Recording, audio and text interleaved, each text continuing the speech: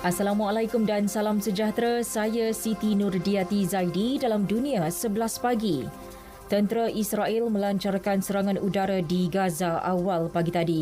Menurut pasukan keselamatan Palestin, tiada nyawa terkorban dalam serangan terbaru di Bandar Gaza, Khan Yunis dan Jabalia. Namun ia mengakibatkan kerosakan awam. Kira-kira 16,000 orang dipindahkan dalam tempoh 24 jam dari Afghanistan menerusi lapangan terbang antarabangsa Hamid Karzai di Kabul. Proses pemindahan melibatkan 61 pesawat tentera, komersial dan sewaan dari beberapa negara. Daripada 16,000 yang dipindahkan, seramai 11,000 dibawa keluar menggunakan pesawat tentera udara Amerika. Jurucakap Pentagon John Kirby berkata, mereka yang dibawa keluar termasuk rakyat Afghanistan yang bekerja untuk tentera Amerika serta pemegang visa khas imigran. Dalam perkembangan sama, Singapura menawarkan Amerika Syarikat pesawat pengangkutan tangki pelbagai peranan MRTT A330 milik Angkatan Udara Republik Singapura RSAF. Tujuannya membawa keluar rakyat Amerika dari Afghanistan.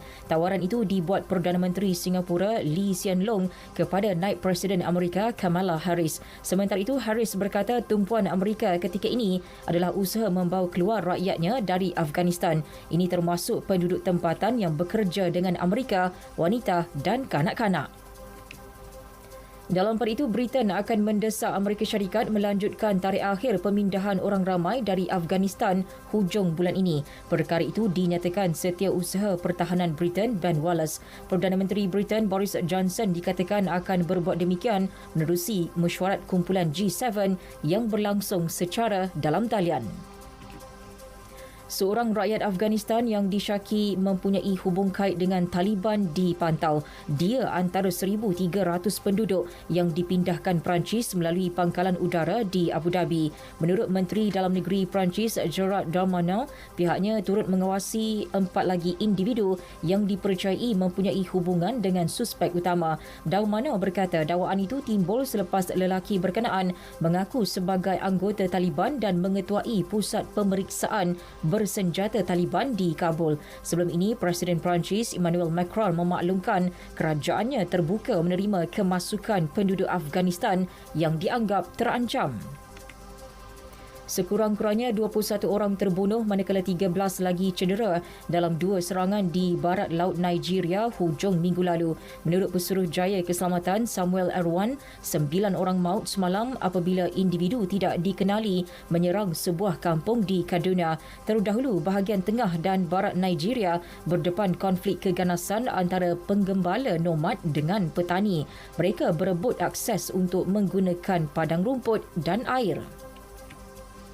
Poland akan memasang pagar kawat berduri setinggi 2.5 meter di sempadannya dengan Belarus berikutan kemasukan migran. Menteri Pertahanan Poland Mariusz Blaszczak berkata pembinaan pagar itu menyerupai struktur yang dibina Hungary di sepanjang sempadan Serbia. Kerja menyiapkan kawat sepanjang 130 km itu dijadual bermula minggu depan. Sejak beberapa bulan kebelakangan ini, ribuan pendatang kebanyakannya dari Asia Barat telah melintasi sempadan Kesatuan Eropah dari Belarus.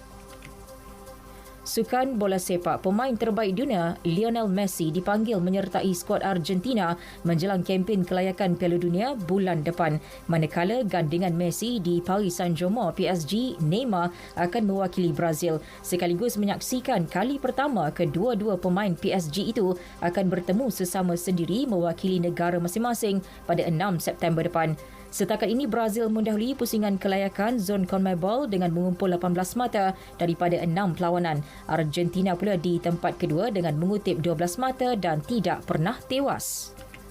Liga Perdana Inggeris, West Ham melakar kemenangan besar 4-1 terhadap Leicester City sekaligus membolehkan pasukan kendalian David Moyes mengambil tempat sebagai pendahulu. Meskipun berkongsi 6 mata dengan 4 lagi pasukan, namun The Hammers memiliki kelebihan jaringan gol.